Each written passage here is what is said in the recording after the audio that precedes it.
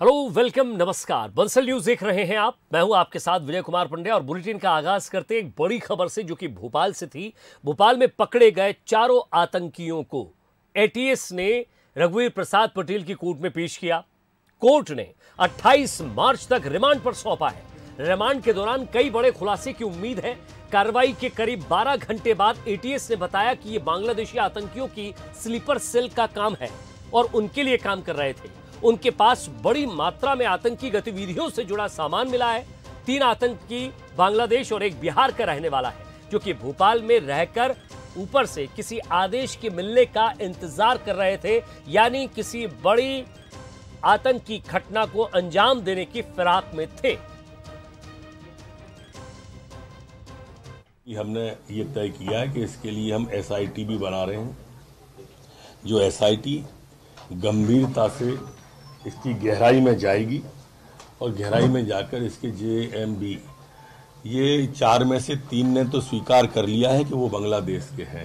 MP में सभी जगह पर अलर्ट किया हुआ है और इस तरह के जो भी संदिग्ध लोग होंगे उनकी पहचान और पूछताछ और जानकारी एकत्रित करने का सभी थानों को कहा गया है। वहीं 4 आतंकियों की गिरफ्तारी पर गृह मंत्री नरोत्तम मिश्रा ने इस मामले की जांच एसआईटी से कराने की बात कही है और इसको लेकर भी सरकार के साथ साथ वकील के साथ साथ कई अलग अलग कमेंट्स भी आ रहे हैं। जरा वो भी आपको सुनवाते हैं। एटीएस से जो सरकारी वकील हैं नीरेंद्र शर्मा जी, वो हमारे साथ मौजूद हैं। सर, सबसे पहले तो यही जानना चाहूंगा कि जब कोर्ट में उन चारों आतंकियों को पेश किया गया तो आपने एटीएस की तरफ से क्या पक्ष रखा? हमारी समस्या एटीएस द्वारा जब उन 4 आतंकियों को पेश किया गया तब उनके एटीएस के द्वारा उनसे 14 दिन की पुलिस रिमांड मांगी गई थी। पुलिस रिमांड मांगने के हमने 2 मुख्य आधार न्यायालय के समक्ष रखे। पहला आधार ये रखा कि जब हमने जो उनसे प्राइमा फेसी पूछताछ की उसमें उन्होंने स्वीकार किया था कि उन्होंने सहारनपुर से फर्जी डॉक्यूमेंट तैयार कराए हैं। तो फर्जी डॉक्यूमेंट तैयार कराने में उन लोगों ने किन किन लोगों की हेल्प ली, क्या उनका नेटवर्क था सहारनपुर में, इन सब कड़ियों को जोड़ने के लिए हमें उन्हें सहारनपुर ले जाना था, उन व्यक्तियों की पहचान सुनिश्चित करनी थी। दूसरा, उन्होंने पूछताछ में यह भी बताया था कि निशातपुरा क्षेत्र में वो कुछ लोगों के संपर्क में थे जिनका उनके द्वारा ब्रेन वॉश किया गया, उन्हें जिहादी पुस्तकें भी बांटी गई हैं और अपने नेटवर्क को वो बढ़ाने के लिए अंजाम दे रहे थे। तो वो कौन व्यक्ति थे जो इनके संपर्क में थे, उन लोगों की भी पहचान सुनिश्चित करनी है। इसके लिए हमें 1 बाय 1 उन लोगों के घरों को तलाश करना है, जहाँ ये लोग गए उन मकानों की ये लोग बताएंगे, उन लोगों को बताएंगे। तो वो कौन सा नेटवर्क है जो इनका सहारनपुर से लेकर भोपाल तक जुड़ा हुआ, उसको नेटवर्क को हमें जोड़ने के लिए इनसे पूछताछ की जानी थी। किस तरीके के डॉक्यूमेंट थे सर? इनका वोटर कार्ड मिला है फर्जी, इनके पास इनका पैन कार्ड फर्जी मिला है इंडिया का। तो वो वोटर कार्ड कैसे बना, किन लोगों ने इनकी मदद की और कैसे इन लोगों ने पैन कार्ड यहाँ बनाया, और कौन कौन लोग हैं जिनके नेटवर्क में जुड़े हैं, उन सब लोगों की पहचान सुनिश्चित करने के लिए, इनके नेटवर्क को जोड़ने के लिए हम लोगों ने पीआर की मांग की थी। अभी कंफ्यूजन है कि जो चारों के चारों आतंकवादी हैं वो पूरे बांग्लादेश के हैं या नहीं है। सर, अभी आपने पक्ष रखा, क्या कुछ? अभी प्राइमा फेसी ये इतना स्पष्ट है कि उनमें से 3 लोग बांग्लादेशी हैं, 1 इंडियन है। एक इंडियन है। तो सर, इंडियन इनके संपर्क में किस तरीके से आया है, कुछ इस तरीके का? इसी पूछताछ के लिए हमने इनके 14 दिन का पीआर मांगा हुआ है कि ये बांग्लादेश से कैसे सहारनपुर तक इनके नेटवर्क जुड़ा और सहारनपुर से भोपाल तक का नेटवर्क जोड़ना है। इस पूरी कड़ी को जोड़ने के लिए 14 दिन की हमने सघन पूछताछ इन लोगों से की जानी है। इसके लिए पीआर मांगा था, इस हमारे आवेदन को न्यायालय ने स्वीकार किया और हमें इन लोगों को 14 दिन के पीआर पे उपलब्ध कराया है। उनकी तरफ से किसी ने पक्ष रखा हो, कोई वकील ने पक्ष रखा हो या उन्होंने कुछ अपना बात रखी हो कोर्ट के सामने? न्यायालय द्वारा उनसे व्यक्तिगत पूछा गया था कि आप लोगों को कुछ कहना है, तो इस पर उन्होंने व्यक्तिगत कुछ कहने से मना किया और उन लोगों की ओर से आज कोई प्राइवेट वकील उपलब्ध नहीं था। तो फिर न्यायालय द्वारा उन्हें विधिक सहायता से वकील उपलब्ध कराया गया। तो उनकी वकील थी रीना वर्मा मैडम, जो कोर्ट में आई और रीना वर्मा मैडम ने उनसे बात की और अपना पक्ष रखा था। पूरी जो आज की कार्रवाई हुई है उसके बारे में जो नीरेंद्र शर्मा सर हैं, जो सरकारी वकील हैं एटीएस के, उन्होंने जानकारी दी है कि 14 दिन की जो रिमांड मांगी गई थी वो दे दी गई है। कारण यही है, सहारनपुर से तार जुड़े हैं, फर्जी दस्तावेज जो है सरकारी बनाए गए हैं, चाहे वो वोटर ID हो या अन्य दस्तावेज हों, पैन कार्ड हों। उसके साथ ही निशातपुरा जो भोपाल का इलाका है, वहाँ से भी कुछ लोग इनसे जुड़े हुए थे। जो माइंड वॉश करने की बात की जा रही है, जो अपने संगठन से जोड़ने की बात की जा रही है, तमाम पहलुओं पर एटीएस को जाँच करनी है। यही कारण है कि 14 दिनों की रिमांड मांगी गई थी। हम कह सकते हैं कि जब ये रिमांड पूरी होगी तो इसके तार देश के अन्य शहरों में भी जुड़ेंगे और मध्य प्रदेश के कई छोटे शहरों में भी जुड़ सकते हैं जहां पर इन्होंने इस तरीके का नेटवर्क अपना बनाया हो। कैमरा पर्सन अश्विनी सिंह के साथ आकर्ष शर्मा, बंसल न्यूज, भोपाल। इधर एटीएस के मुताबिक ये बांग्लादेशी आतंकी भोपाल में रहकर स्लीपर सेल का काम कर रहे थे। भोपाल में रहकर आतंकी ऊपर से ऑर्डर मिलने का इंतजार कर रहे थे। सूबे की शांत फिजा में आतंक का खौफ भरने की ये पहली कोशिश नहीं है। इससे पहले भी एमपी पर आतंकियों की नजरें पड़ी हैं। हालांकि प्रशासन की चुस्ती से वो हमेशा ही वक्त रहते पकड़ लिए जाते हैं।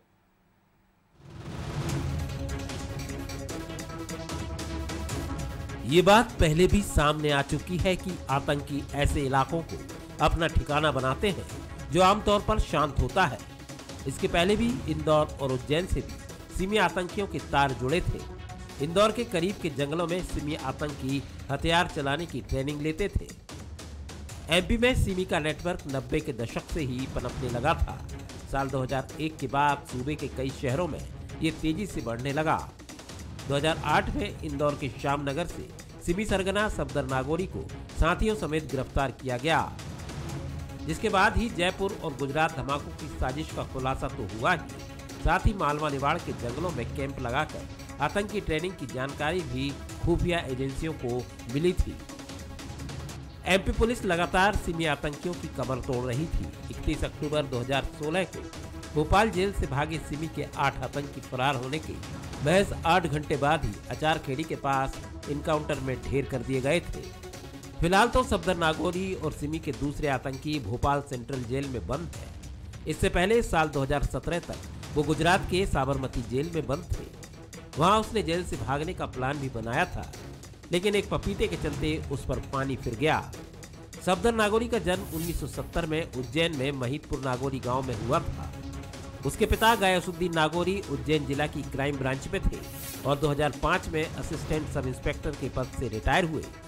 नागोरी ने 1999 में विक्रम यूनिवर्सिटी में ग्रेजुएशन कंप्लीट किया। यूनिवर्सिटी से पढ़ाई के दौरान ही वो सिमी से जुड़ गया था। उसे प्रदेश अध्यक्ष का पद मिला था। नागोरी के खिलाफ पहला केस 1997 में उज्जैन के महाकाल पुलिस थाने में दर्ज हुआ। 1998 में इंदौर में केस हुआ। इंदौर पुलिस ने उसे गिरफ्तार करने के बाद रिहा कर दिया था। गलत एक्टिविटीज में शामिल होने की वजह से पिता ने उससे संबंध तोड़ लिए थे। 2001 में संगठन पर प्रतिबंध लगने से पहले ही वो अंडरग्राउंड हो गया। उसे 11 दिसंबर 2000 को भगोड़ा घोषित कर दिया गया। आतंकी संगठन सिमी पर भारत सरकार 2001 में बैन लगा चुकी है। इसके बाद एमपी में भी लगातार पुलिस प्रशासन ने सिमी पर नकेल कसने का काम किया और अब गुजरात की अदालत ने सफदर नागोरी समेत दूसरे आतंकियों को सजाए मौत दी है। Bureau report, Bansal news. और जरा कुछ राजनीतिक खबरों की तरफ आपको लिए चलते हैं। रविवार को अचानक शराबबंदी के खिलाफ पूर्व सीएम उमा भारती का एक ऐसा आक्रामक रूप देखने को मिला जिसका अंदाजा शायद किसी ने नहीं लगाया होगा। और अब उमा ने उस पत्थर कांड की वजह अपने एक पत्र के जरिए साफ कर दी है। उस पत्र ने सियासी हलचल भी तेज कर दी है। ये पूरी रिपोर्ट देखिए आप। मैं महिला हूं और रोती हुई महिलाओं के सम्मान की रक्षा के लिए मैंने पूरी ताकत के साथ एक पत्थर मारा। पत्थर जो मैंने मारा है वो प्रदेश की स्त्रियों और बच्चियों के सम्मान के लिए है। सीएम शिवराज सिंह चौहान को लिखा ये पत्र उमा भारती का है, जो कल आई तस्वीरों के बाद अब वायरल हो रहा है। उमा अपने बर्ताव को इस पत्र के जरिए जायज ठहरा रही हैं, जिस पर सियासी बवाल उठ खड़ा हुआ है। मामला विधानसभा तक पहुंच गया।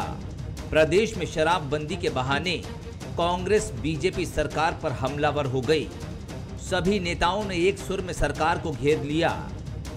युवा विधायक जयवर्धन सिंह से लेकर पीसीसी चीफ कमलनाथ तक ने बयान दिया। किसी ने सीधे हमला बोला तो किसी ने तंज कसते हुए मामले को हवा दी। उमा भारती जी का अपना स्टाइल है, उनकी अपनी सोच है। हाँ, अगर ये शोभा देती है तो ठीक है। उमा भारती जी का अपना स्टाइल है, उनकी अपनी सोच है। हाँ, अगर ये शोभा देती है तो ठीक है। एक साध्वी अपने प्रदेश की, अपने देश की संस्कृति को बचाने में, अपनी नौजवान धरोहर को बचाने के लिए जो पीढ़ी नशे के व्यसन की ओर जा रही है, यदि वो इस तरह करती है तो मैं इसे गलत नहीं मानता। कुछ लोगों ने मुझे बताया कि जो पीने वाले थे वही उनको ले गए थे, दीदी लगाओ पत्थर। तो मैंने कहा पीने वाले क्यों ले जाएंगे? बोले साहब उनके फोड़ने से क्या हुआ, डिस्काउंट मिल गया हमको दुकान में। लेकिन चर्चा यही है कि उमा जी भी ना शिवराज भाजपा है ना महाराज भाजपा में है, वो भी नाराज भाजपा में है। जाहिर है तस्वीरों ने कल ही हंगामा खड़ा कर दिया था। शराबबंदी को लेकर शब्दों के तीर चलाने वाली उमा भारती ने अचानक पत्थर चला दिया था। अपनों के हाथ से चला पत्थर अपनों की तरफ ही चला था। तो चोट भी गहरी लगनी थी, लेकिन बीजेपी ने इससे बड़ी होशियारी के साथ किनारा कर लिया था और वो बयान कल ही आ गया था। देखिए, उमा जी का जो पूरा घटनाक्रम है वो पूरी तरह से शराबबंदी को लेके उनका निजी रूप से तय किया हुआ एक आंदोलन है, उसका तरीका उनका है और पूरे आंदोलन को लेके वो अपने बारे में बता भी रही हैं कि उन्होंने यदि कोई बात करी, कोई फैसला लिया तो क्यों लिया। रविवार को न सिर्फ उमा भारती के तेवर चढ़े हुए थे, बल्कि आज लिखे पत्र के जरिए उन्होंने आगे के लिए भी चेता दिया है। उन्होंने पत्थर की संज्ञा महिलाओं के सम्मान की रक्षा के लिए उठाए अस्त्र से कर ये बता दिया है कि आगे भी कुछ ऐसा हो सकता है। अब देखना होगा कि पत्थर कांड पर बीजेपी का रुख क्या रहता है। Bureau report, Bansal news. Madhya Pradesh विधानसभा में बजट सत्र के दौरान मुख्यमंत्री शिवराज सिंह चौहान ने किसानों और गरीबों सहित समाज के हर एक वर्ग के लिए बड़ी घोषणाएं की हैं। किसान कर्ज माफी के गफलत के कारण डिफॉल्टर हुए किसानों के कर्ज का ब्याज अब सरकार भरेगी। वहीं कोविड काल में बिजली बिलों को माफ करने का भी ऐलान मुख्यमंत्री ने समाज के बड़े वर्ग को देते हुए राहत दी है। इसके अलावा इस साल के अंत तक सरकार गरीबों को 30 लाख मकानों का भी तोहफा देने जा रही है। 88 लाख घरेलू उपभोक्ताओं का लगभग 6,400 करोड़ रुपया माफ कर दिया जाएगा। जी हां, मध्य प्रदेश विधानसभा बजट सत्र के दौरान मुख्यमंत्री शिवराज सिंह चौहान ने सौगातों की झड़ी लगा दी। शुरुआत हुई कोविड काल में परेशान रहे लोगों को राहत देने से। विधानसभा में मुख्यमंत्री ने घोषणा की कि कोविड काल की बिजली बिल माफ किए जाएंगे, जिसमें 88 लाख उपभोक्ताओं को राहत मिलेगी। कुल 6,400 करोड़ के बिजली बिल माफ होंगे। 88 लाख घरेलू उपभोक्ताओं का लगभग 6,400 करोड़ रुपया माफ कर दिया जाएगा। ये बिजली के बिलों की उनसे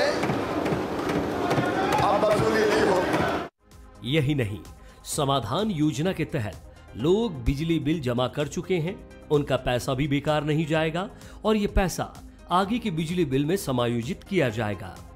समाधान योजना के तहत 48 लाख उपभोक्ताओं ने समाधान योजना के तहत 189 करोड़ रुपए जमा किए थे। अब ये पैसा आगे के बिजली के बिलों में एडजस्ट कर दिया जाएगा।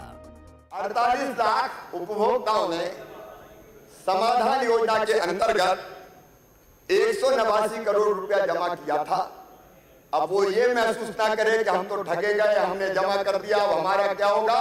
मैं आज ये फैसला भी कर रहा हूं कि उनके जितने पैसे उन्होंने जमा किए वो आगे बिजली के बिलों में समायोजित कर लिए जाएंगे। कोविड काल के बिजली बिल की माफी से जहां निम्न मध्यम वर्ग को राहत मिलेगी, वहीं किसानों को राहत देने के लिए भी बड़ा कदम उठाया है।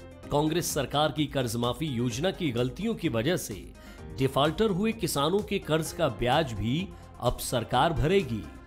2 लाख रुपया के माफी के चक्कर में पैसा नहीं भरा, डिफॉल्टर हो गए और डिफॉल्टर हो गए तो ब्याज का चक्कर चालू हो गया।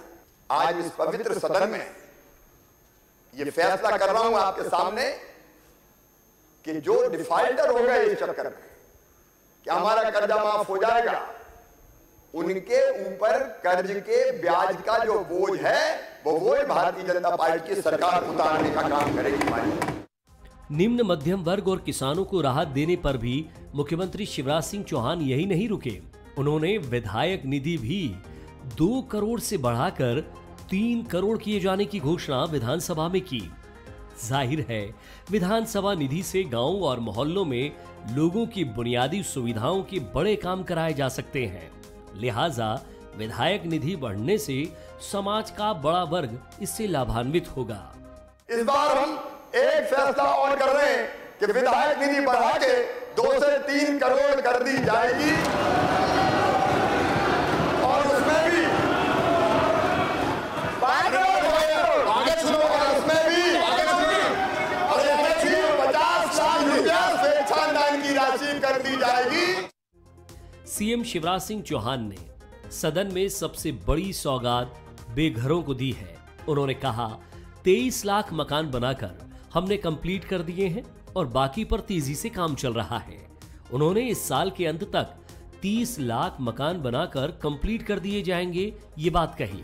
28 मार्च को 5,21,000 मकानों में गृह प्रवेश का कार्यक्रम पूरे प्रदेश में रखा गया है, जिसमें पीएम नरेंद्र मोदी भी वर्चुअली शामिल होंगे। 2011 की सूची में 30 लाख गरीबों को मकान देने का प्रावधान था। आज मैं गर्व के साथ कहता हूं 23 लाख मकान बना के हमने कंप्लीट कर दिए हैं। 23 लाख मकान कंप्लीट, और बाकी जिन पर तेजी से काम हो रहा है, इस साल के अंत तक 30 लाख मकान बना के कंप्लीट कर दिए जाएंगे। और मेरे विधायक मित्र जरा तारीख नोट कर लें, 28 तारीख को दिन के 12 बजे हम 5,21,000 मकानों में गृह प्रवेश का कार्यक्रम पूरे मध्य प्रदेश में रखेंगे। आप भी आमंत्रित हैं।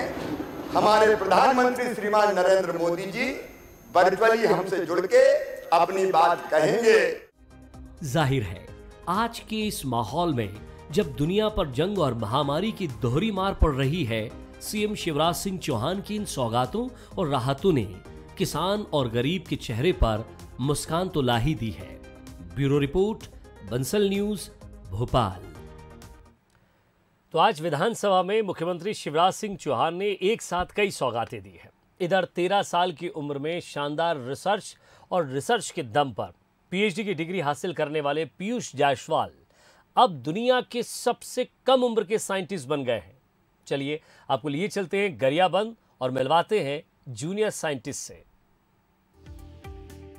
अल्बर्ट आइंस्टीन का नाम आपने जरूर सुना होगा, जिन्होंने महज 17 साल की उम्र में अपने शोध से दुनिया को चौंका दिया था। लेकिन आपसे अगर कोई ये कहे कि आइंस्टीन का रिकॉर्ड टूट गया है, तो क्या आप विश्वास करेंगे? आप विश्वास करें या ना करें, लेकिन रिकॉर्ड सच में टूट गया है। और इस रिकॉर्ड को तोड़ने की उपलब्धि 8वीं क्लास में पढ़ने वाले गरियाबंद के देवभोग में रहने वाले महज 13 साल के पीयूष जायसवाल के नाम हो गई है, जिन्होंने 6 महीने की रिसर्च में ब्रह्मांड से जुड़ी कुछ ऐसी जानकारियां उजागर की हैं जिस पर दुनिया की सबसे बड़ी शोध संस्थाओं में से एक IJSER ने अपनी मोहर लगा दी है। यहां तक कि संस्था ने 1 मार्च को पीयूष को PhD का सर्टिफिकेट भी जारी कर दिया है। पूरी तरह से रिसर्च जो है कंप्लीट हो गया, तो मैंने IJSER जो कि एक इंटरनेशनल जर्नल है इंजीनियरिंग और साइंटिफिक रिसर्च का, उस पर सेंड किया। तो 11 दिसंबर को उसका जो है सबसे पहले तो एक्सेप्टेंस आया, उसके बाद 27 दिसंबर को उसको पहले वो लोग चेक किए तथा उस पर जो है अलग अलग प्रकार के जो है अपने साइंटिस्ट से रिसर्च कराए या फिर रिसर्चर से जो है वो चेक कराए। तो उसके बाद जो है अप्रूवल मिल गया। फिर उन्होंने हमको 27 दिसंबर को भेजा कि आपका जो पब्लिकेशन है वो हम कर देंगे और खुद से ही हम जो है उसको पब्लिकेशन करेंगे और उसको अप्रूव हो चुका है। तो अब इसको जो है हम अलग अलग थ्योरीज और प्रैक्टिकल्स पर लगाएंगे। तो फिर 8 मार्च को हमारा जो है PhD सर्टिफिकेट आ गया, जिसपे कि स्कॉलर और साइंटिफिक अवार्ड में 13 साल की उम्र PhD से सम्मानित वैज्ञानिक बेटे की उपलब्धि पर पीयूष के माता पिता फूले नहीं समा रहे हैं।